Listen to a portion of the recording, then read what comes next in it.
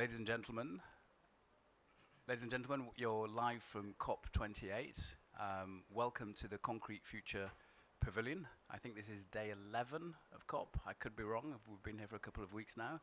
We've had 18 events on our GCCA Concrete Future Pavilion, and arguably we've saved one of the most important topics until the very end on nature, towards nature positive, protecting and enhancing the natural world, and indeed the role of the cement and concrete industry. Welcome to our fireside chat. We don't have a fireside, but we do have some guaranteed intelligent chat and conversation with two distinguished guests that I have today. Firstly, Michael Ofosweni-Wise, who is the Business Action Senior Manager for Business for Nature. Prior to joining Business for Nature, he was at the WBCSD, where he led a number of ambitious companies to positively influence major policy shifts. He plays football in his spare time, and we're very privileged to have him today. And actually his work will come out when we get into the discussion. Welcome, Michael. Claude Laurier to my left. I'm very proud to call Claude my colleague at the GCCA. I'm Paul Edelecki. I head up strategy, communications and policy, and Claude heads up cement, innovation and ESG. She's worked in the cement industry for 20 years, 20 years plus actually. She's a chemical engineer. She started her work at one of our member companies. She's worked at Sembura, and she drives all our CCUS, all our cement, all our innovation. And please do check out the website for some of the work that Claude is involved in. But today we're talking about nature. We're talking about the role of the industry. We're talking about partnering with other key organizations. I just really want to ask, why are we discussing nature? Why is that important? I'm going to ask Michael first.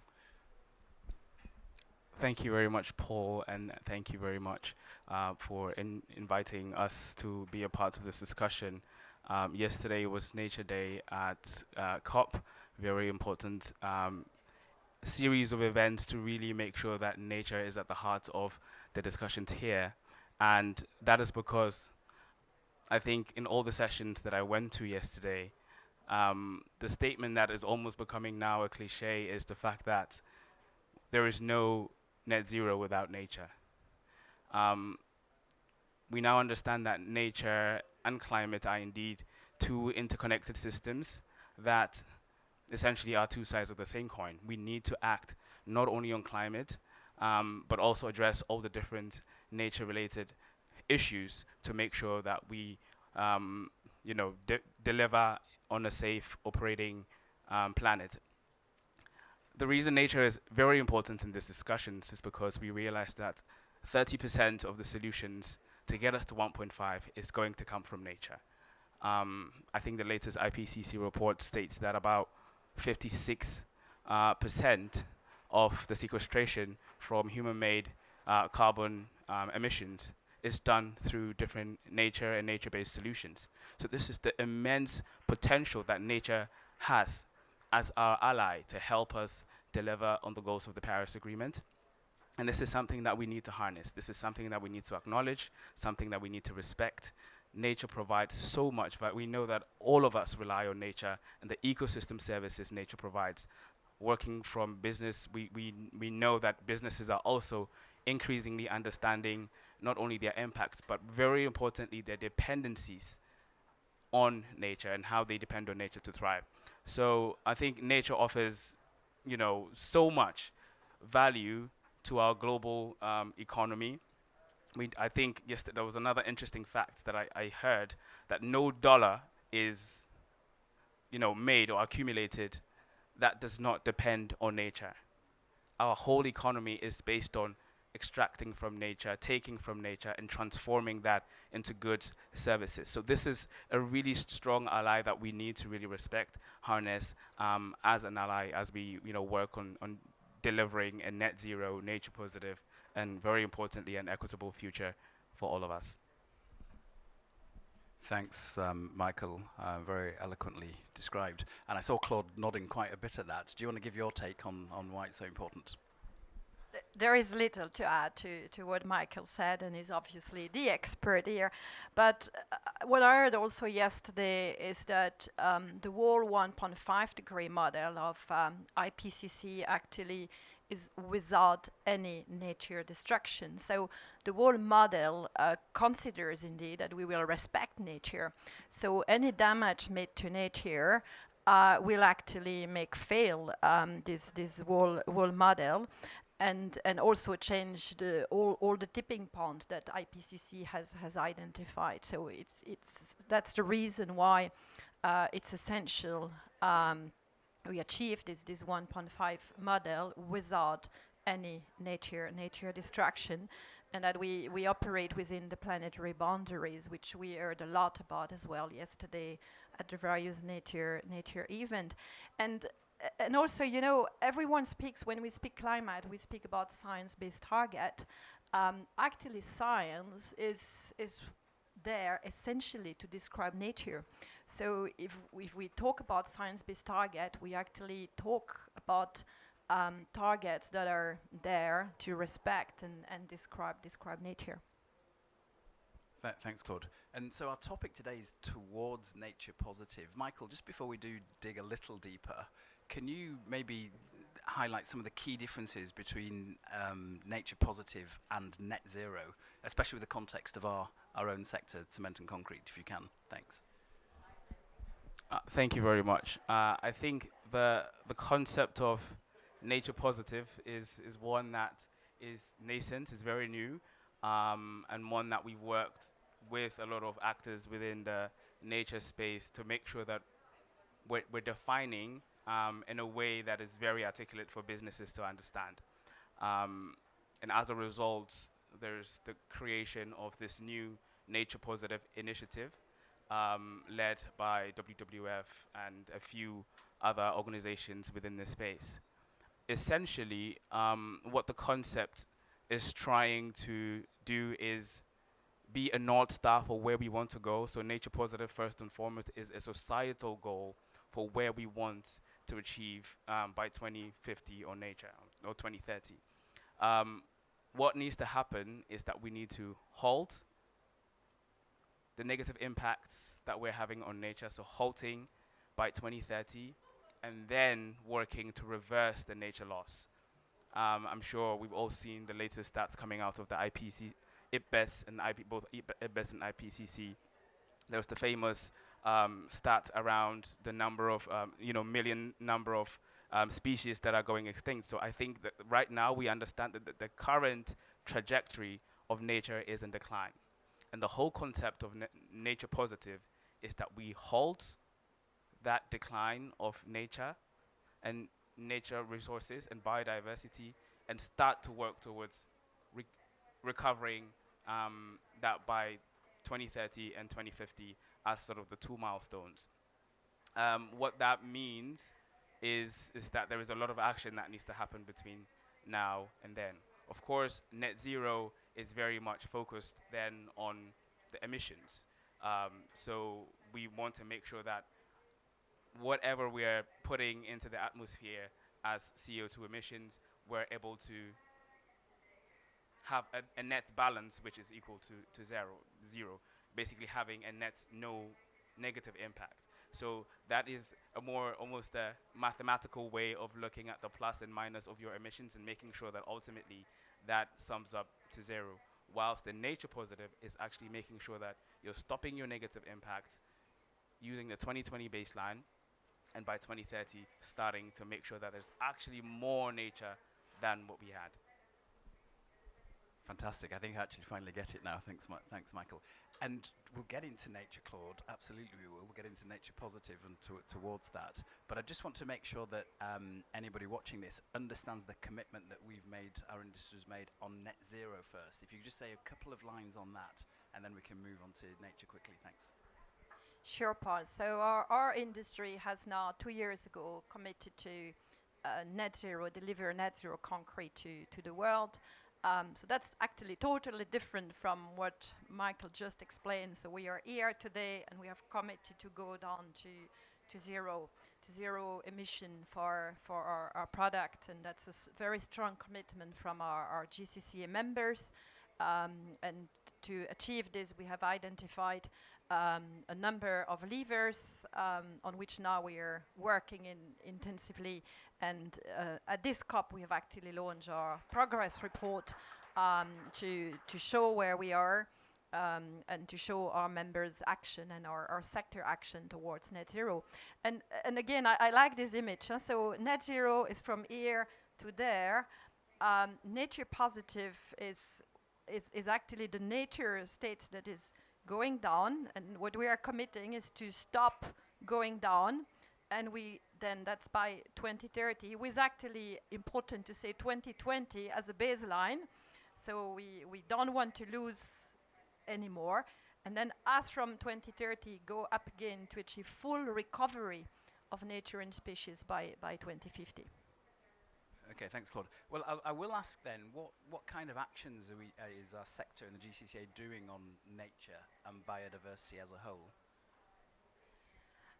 I think we can be very proud as a sector, because biodiversity is something that the cement and the concrete industry have been working on since decades. It's almost since I'm working in the industry that we speak of our quarries rehabilitation or quarry management plans, and that actually I believe we can proudly say that in our quarries we are actually even giving back after quarrying. We are giving back to nature with a higher biodiversity, and we will come back to this, but as a sector we have developed tools to assess biodiversity, or companies have biodiversity experts in-house, and we see a lot of nice stories of biodiversity inventories in our quarries and so on. So there have been a big focus on biodiversity since ever in our sector. To me, what is new with this nature agenda, and we also were working on our air emission, on our water management, we will get back to this later as well, I'm sure. But what is different today is this holistic approach to nature, where we also have to understand how one media of the environment affects the other, on how your action on one may affect another one. So what are the links and the dependencies between air, water, climate change, biodiversity, nature? Land conservation also is an important aspect. So, and this is where now we were ahead, I think, and we want to stay ahead as a sector, and this is now on what we are working as an industry. Thanks, Claude. And of Business for Nature you represent, how's that looking in terms of other sectors, in terms of their commitments and their actions?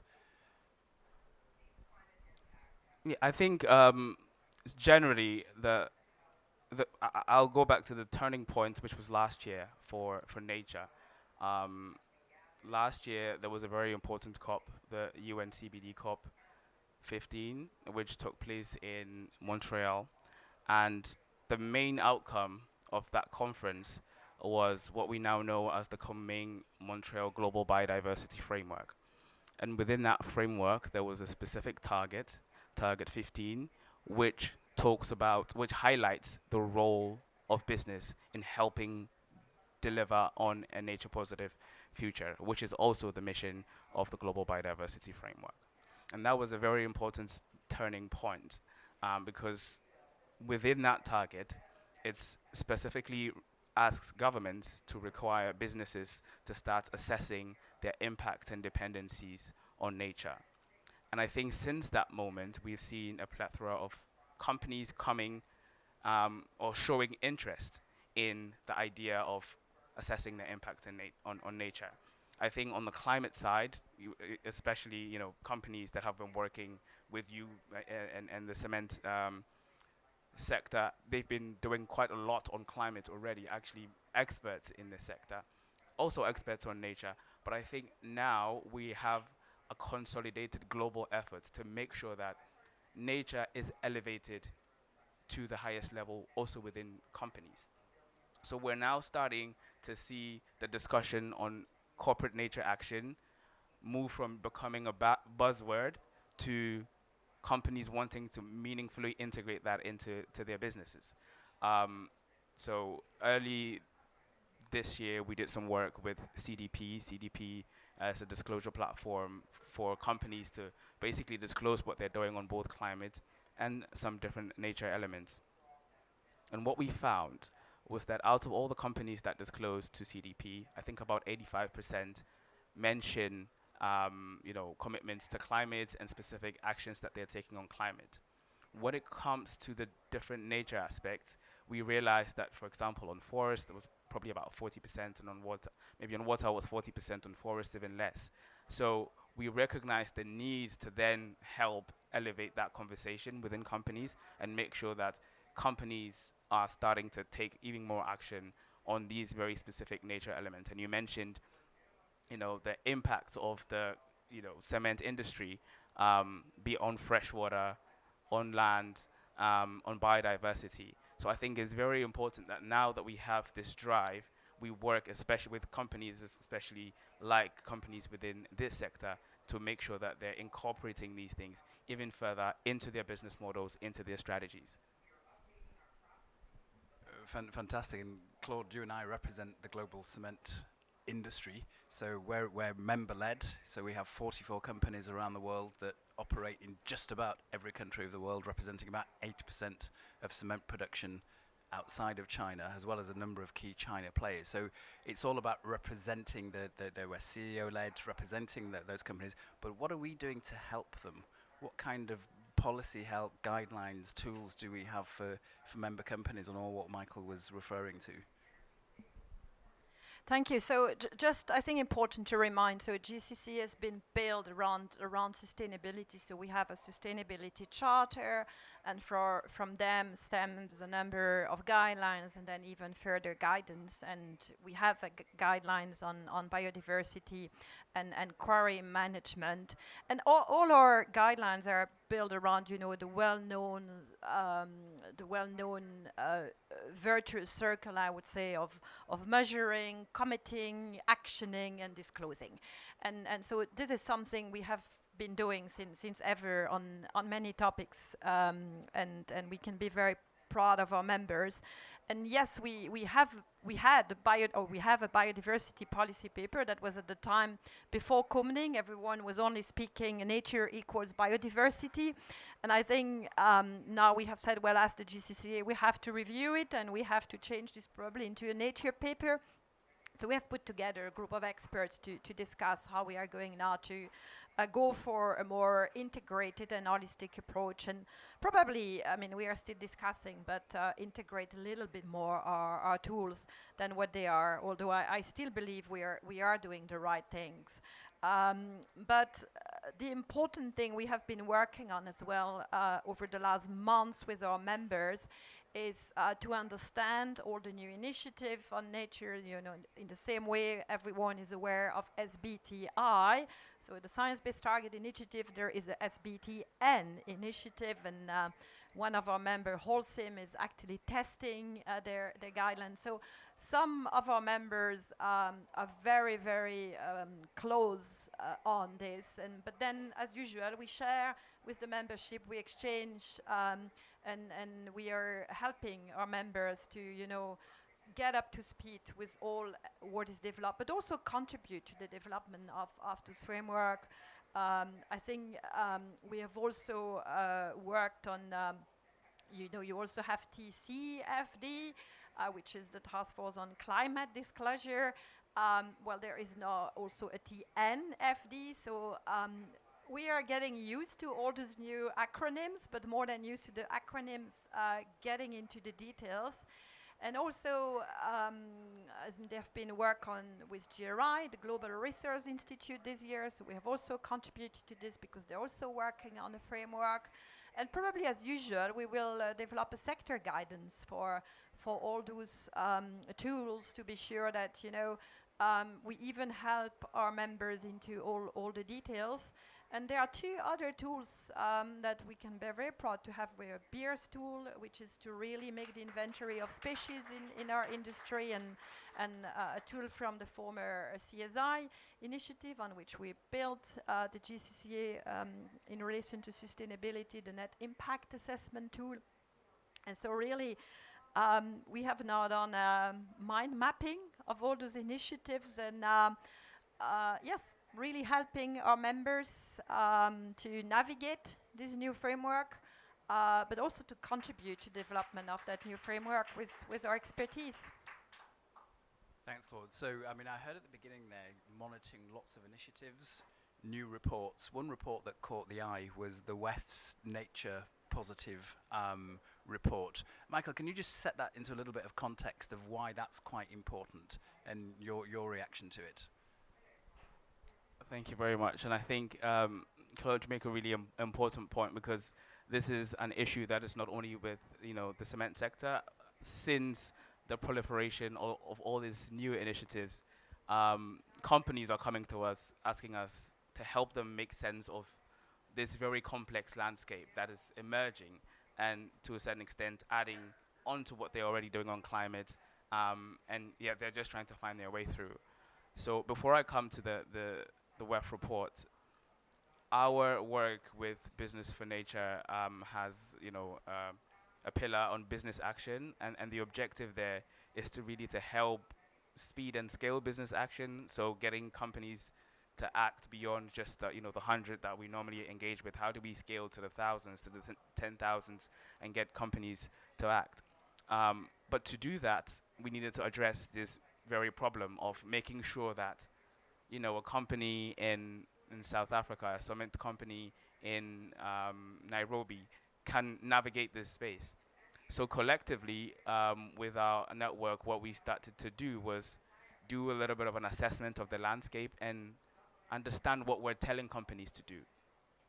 And we realized that, yes, there was some similarity, but there were also some differences in the journey that we're asking companies to go on towards a nature-positive future.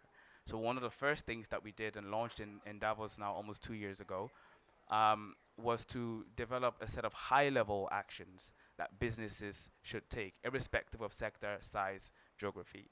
And this steps that assess, commit, transform, disclose. For those of us that work in this space, it's commonly referred to as ACT-D. I'm sure she knows that, and we've seen that wheel, ACT-D wheel, all over COP and all over other conferences. So the proliferation is there, and we're amplifying the journey that companies need to take. Building on that, now we've worked together with the World Economic Forum and the World Business Council for Sustainable Development to help companies at the beginning of their journey who may say that it's too difficult for me to assess, but I want to get on with the action. What are the top 5 priority actions that I should take? Even without doing the detailed analysis of my impacts and dependencies, we know that there's action that companies should take. And so that's what birthed the series of sector overviews that we developed with WEF and WBCSD. And we divided that up amongst us and worked on some high impact sectors. Of course, cement and concrete was that, and that was led by the World Economic Forum. And I think it was very important to make sure that we included the cement and concrete sector, because I think cement is perhaps one of the most widely used materials in the world. I think almost second behind like water, right? So it's very important to acknowledge the impact that this sector has on our economy, and with global urbanization, I think projected to grow by 65 or 68%, somewhere around that region by 2050. We need to make sure that we are creating the type of cements that will meet that demand, but also in a way that will also help achieve a nature positive and net zero future. So it was very important for us to acknowledge the role that cement will have to play in the future of sustainable development, in the future of sustainable cities. And I think that was why this piece of work was really important, and the WEF led that, to really provide first an overview of the sector, the impacts and dependencies of the cement sector, and we ended with the priority actions that companies within this sector should take to address, of course, freshwater use, land use, making sure, I think you mentioned earlier, just reclamation of land and making sure that biodiversity is thriving where we're extracting from nature, and of course working very importantly on the circularity of materials and ensuring that you reuse factor as well. Absolutely, and it's good that you mentioned how important cement and concrete are to the built environment and to the world. We say cement is the essential ingredient in concrete, and concrete is the essential material for the world, the most used material indeed after water, the backbone of the modern world, but also needed for all the challenges our planet faces.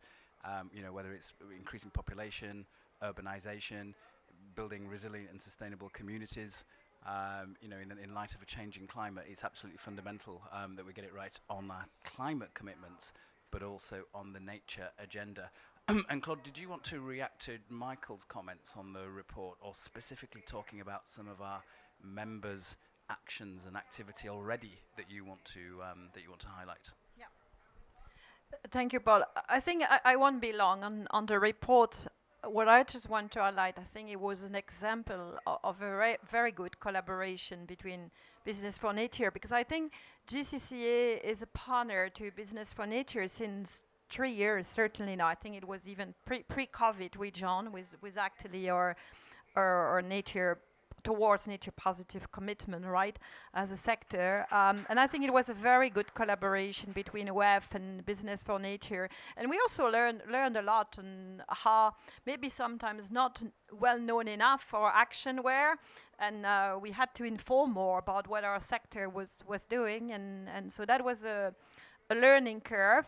And yes, there are actions, and that's part now of what our sector is working on, because I think everyone is now working towards the next biodiversity COP, because there is not one COP, right? This is the climate COP, but everyone, there are many COP, there are many COP.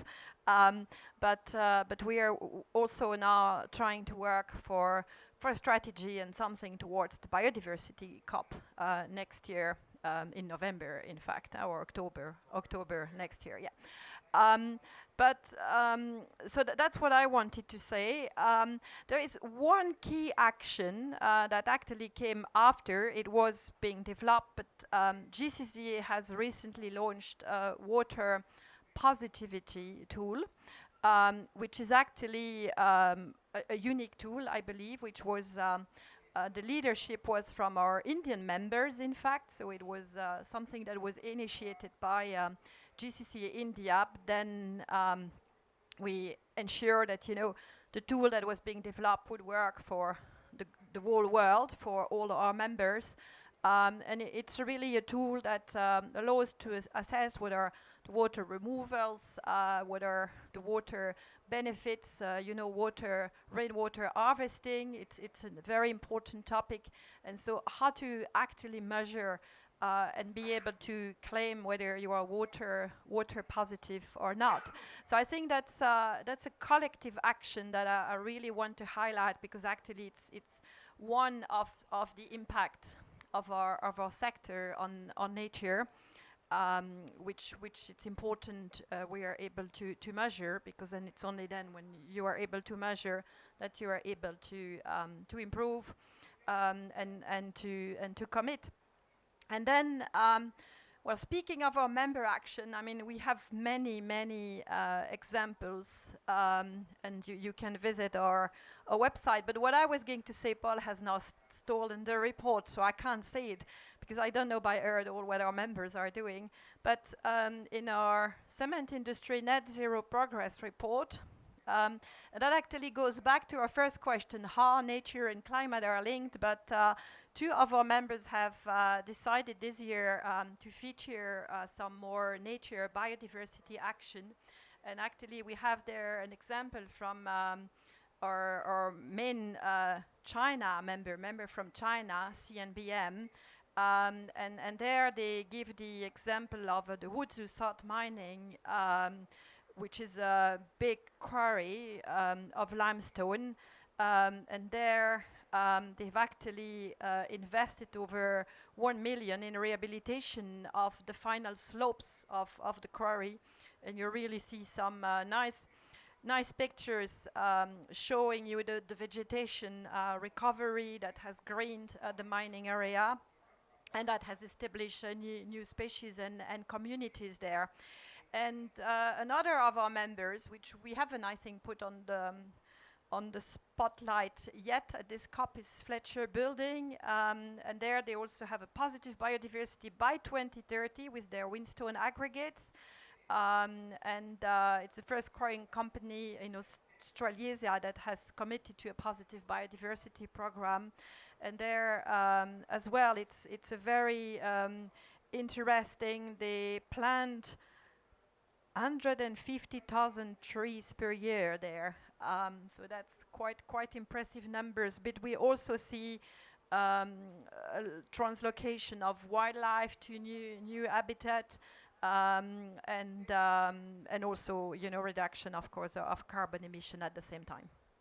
Thanks, Claude. So a plug for our Net Zero Progress Report, which we launched at this COP to show all the decarbonisation activity that our member companies are engaged in, but also the challenges that our industry faces and the policy help that we need. But also a plug for the GCCA website to understand all the biodiversity, nature work that we are undertaking.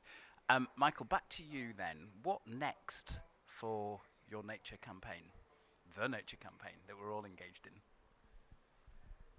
Amazing. I think it's a really exciting time for us as we work on mobilizing companies across the world to start really acting on nature.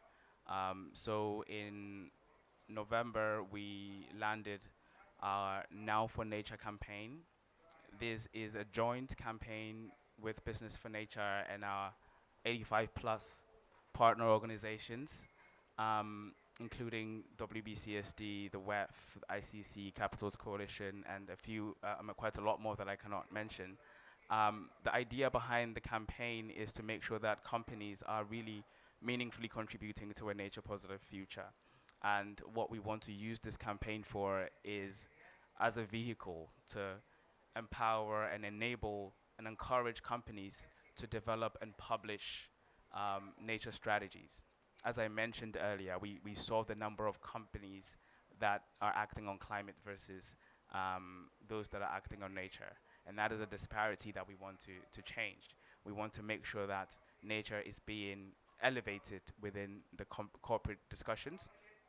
So we've worked together with PwC UK to develop a nature strategy handbook, which really takes companies through the process of ACT-D, the Assess, Commit, Transform, Disclose process, and how they can use that to develop a nature strategy. So it includes the guiding questions that as a company you should be asking yourself when it comes to nature. It includes recommendations on specific elements that should be part of your nature strategy, and more importantly, the resources that can actually help you to do that and the different initiatives. So we've just launched that. We've been here at COP talking to as many companies as we can about this campaign and getting them to join. The idea, and you mentioned that we're all gearing up to the next UNCBD COP, hopefully in October next year. The idea is that we're using COP16 as the first sort of marker, time marker, where we want to announce the number of companies that have been actually able to do this. So this is an action campaign, not companies that are committing to set strategies, but companies that have actually set strategies and submitted them through our campaign. So now here comes the plug for the campaign. So any company that is listening, whether you're from the cement sector or not, please start working now on developing your nature strategy and submit it through the Now for Nature campaign, through the Now for Nature website. And through that, you'll be able to engage with the Business for Nature team. We'll review your strategy before that is added so that we can ensure that we're including credible nature strategies. So indeed, the pitch here is that let's get started now on nature strategies. Let's not let later be never, because we need urgent action now. Absolutely, Michael. And Claude, any final comments for our own members, actually, in reflection from what Michael said? I can, of course, not commit on behalf of the members, but what I can say is that, as I said, this task group we have created is now working on the GCCA nature strategy, hearing your call and building on the Nature for Now campaign. And we will, of course, help our members wherever we can to answer positively to the Nature for No call. That's a great final word from both of you, I think. My thanks to Michael. My thanks to Claude. What an engaging discussion. Thank you so much, and thanks for listening.